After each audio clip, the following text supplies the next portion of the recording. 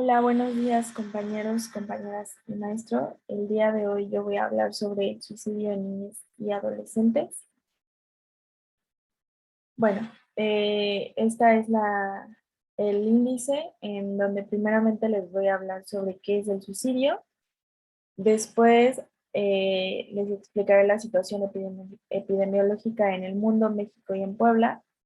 Posteriormente el cuadro clínico para seguir con la historia natural, después los determinantes y poder finalizar con las propuestas públicas que les presento. Bueno, para empezar, ¿qué es el suicidio? Es importante reconocer que el suicidio no es una enfermedad, ya que es una acción. Sin embargo, es una problemática de la salud pública. El suicidio es el acto de quitarse la vida, suele ser resultado de la interacción de muchos factores sociales, mentales, físicos, en donde generalmente se incluye la depresión. Para ello existen los pensamientos suicidas y el comportamiento suicida, el cual es la acción de autolesionarse con los intentos de suicidio o el suicidio consumado. La ideación suicida son los distintos pensamientos y la planeación del suicidio y posteriormente vienen los intentos de suicidio, los cuales son los actos autolesivos que podrían provocar la muerte, por ejemplo, el colgarse o ahogarse o el intoxicarse.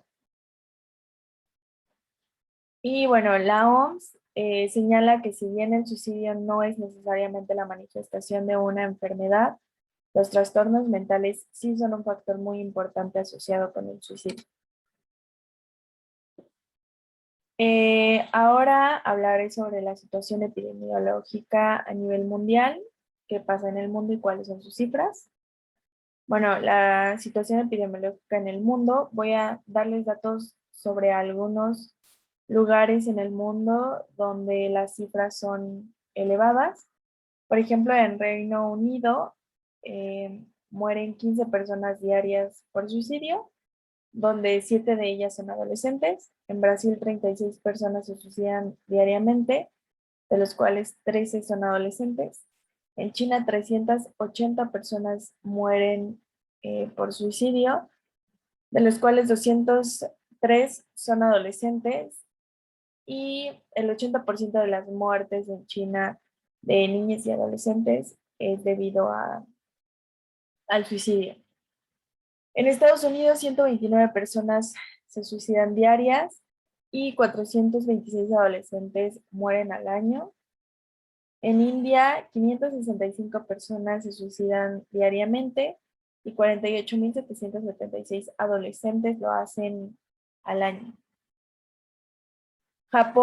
En Japón, 55 personas diarias se suicidan, de los cuales 434 adolescentes al año eh, se suicidan. En Corea del Norte, 11 personas se suicidan diarias y 412 adolescentes son, son al año de los cuales se suicidan.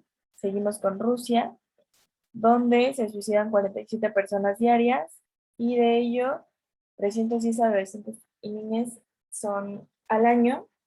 Rusia es de los lugares donde hay más suicidios, casos de suicidios en niños. Bueno, en México existen 17 suicidios al día. De 60 suicidios se dan entre niñas de 10 a 14 años y 9 suicidios de la edad de 15 a 25 años, lo cual es un rango de personas muy jóvenes que va desde la niñez hasta la adultez. Los principales estados en México, los cuales tienen un alto índice de suicidio, son el Estado de México como primer lugar, le sigue Jalisco, después Chihuahua, Aguascalientes, Quintana Roo, Yucatán y posteriormente está Puebla. Después de esta pandemia del COVID-19, el INEGI reportó alrededor de 500,000 suicidios debido a los diversos factores provocados a raíz de la pandemia, y fueron principalmente jóvenes entre 25 y 34 años por depresión, alcohol, consumo de drogas. Y bueno, el doctor Bernardo Solís, el cual es presidente del Instituto de Psiquiatría de México, hizo mención sobre que la depresión, el alcohol y las drogas son factores que ponen a los jóvenes en situaciones de riesgo para cometer dicho acto. Bueno, ahora voy con Puebla. En Puebla, en los últimos 10 años hubo un total de 2.654 suicidios en el estado, que se traduce al 4.28% de los 61.910 casos registrados en toda la República. Eh, el 59%, el 59 de los suicidios en territorio poblano tenían entre 15 y 19 años de edad. Después, en segundo lugar, están las personas entre 25 y 29 años de edad con 58 suicidios. Y le siguen las personas que estaban entre el rango de 20 y 24 años con 54 suicidios. También cabe mencionar que todas estas cifras en el estado de Puebla van a la alza y han ido a la alza a lo largo de estos 10 años. Bueno, mundialmente el suicidio es una de las 5 causas de mortalidad de la franja de edad entre los 15 y 19 años, el cual es un rango de edad muy pequeño, o sea, son personas muy jóvenes y pues el que sea una de las 5 causas a nivel mundial de cómo es que los jóvenes mueren y niños mueren, eh, creo que es un dato muy impactante para reflexionar. Y en México es la tercera muerte causada por jóvenes y niños, y de acuerdo con el Instituto Nacional de Salud Pública, el suicidio en México se constituye entre los 15 y 19 años de edad, y entre 1970 y el 2007 el porcentaje de suicidios juveniles se incrementó un 275%, y se estima que por cada persona que se suicida existen otras 20 que intentan hacerlo. Esto quiere decir que va a la alza de nuestro país. Bueno, ahora les voy a hablar sobre el cuadro clínico. Bueno, ¿cuáles son los síntomas? El hablar acerca del suicidio de forma textual y constante, por ejemplo, el hacer mención sobre que se va a suicidar o el que desearía estar muerto o muerta, sentirse atrapada o sin esperanzas a causa de alguna situación que esté viviendo en su contexto, aislarse de la sociedad y de su círculo, querer estar sole, ya sea en la escuela, con amigues, en la familia, aumentar el consumo de drogas o bebidas alcohólicas, esto va más para adolescentes que niñas, debido a que los niños no consumen estas sustancias generalmente. Hacer actividades arriesgadas o autodestructivas como consumir drogas o manejar de manera negligente, sentir soledad extrema, cambiar la rutina normal, incluidos los distintos patrones de alimentación y sueño, cambian de forma muy radical. Regalar pertenencias o poner los asuntos personales en orden cuando no hay otra explicación lógica para hacerlo. Y manifestar cambios de personalidad o sentirse extremadamente ansiosa o agitada, en especial cuando se tienen algunos de los signos de advertencia que les mencioné anteriormente. Bueno, algunos diagnósticos y tratamientos que se dan puede ser por trastornos de la salud mental. En la mayoría de los casos, los pensamientos suicidas se relacionan con un problema de salud mental no diagnosticado que puede tratarse. Es importante consultar algún doctor o doctora que esté especializada en esto, como los psiquiatras o algún psicólogo. Posteriormente están los trastornos de la salud física, los cuales pueden estar relacionados con un problema de salud física no diagnosticado. Es probable que para ello se realicen distintas pruebas de sangre para determinar si dicho caso es debido a los trastornos físicos de la persona. Abuso de drogas y de alcohol. Bueno, las drogas influyen bastante en los pensamientos suicidas y en la consumación. el consumo excesivo hasta la incapacidad de abandonarlo, lo que quiere decir que es una adicción, generalmente trae consigo el que las personas puedan empezar a pensar en ideas suicidas, en donde se necesita un tratamiento de rehabilitación para poder dejar estas adicciones y reducir dichos pensamientos. Y bueno, finalmente están los medicamentos, ya que en algunas personas ciertos medicamentos recetados o incluso que son de venta libre pueden ocasionar pensamientos suicidas. En niñas y adolescentes, las niñas y adolescentes con pensamientos suicidas por lo general deben consultar un psiquiatra o psicólogo con experiencia en el diagnóstico y tratamiento. Eso es en general para cualquier persona que tenga estos síntomas. Sin embargo, en niñas y adolescentes es un poco más eh, complejo que se logre notar o que sea evidente esto que está sucediendo, ya que se suele normalizar mucho, y más en la adolescencia. Historia natural del suicidio. Bueno, la conducta suicida es un fenómeno complejo con implicaciones psicopatológicas, sociales, morales y económicas a nivel global. En la historia, el suicidio se ha presentado desde la historia de la humanidad, y se sigue tratando de buscar la causa, o sea, causas concretas y muy específicas que no sean cambiantes, de por qué un ser humano se quita la vida. Y esto ha sido muy difícil ya que las diferentes experiencias de vida de cada persona y de cada ser humano van cambiando, y eso ha hecho que hayan ido cambiando a lo largo de la historia los distintos factores. Es decir, no hay como que una receta exacta de que si tienes justo esto, vas a suicidarte. Y bueno, en la antigüedad el suicidio era aceptado en mayor parte de las sociedades. Eh, Cabe recordar y recalcar que el suicidio no es una enfermedad, entonces no es algo que se atañe por algo biológico. Considero yo que los factores sociales y ambientales repercuten bastante. Y, por ejemplo, en China el suicidio era un acto de honor y lealtad, mientras que en Japón se llevaba a cabo mediante un acto ceremonial. Y en la actualidad, estos lugares son uno de los lugares donde existen más suicidios. En Mesoamérica, los mayas veneraban a Ixtla, que es la diosa del suicidio.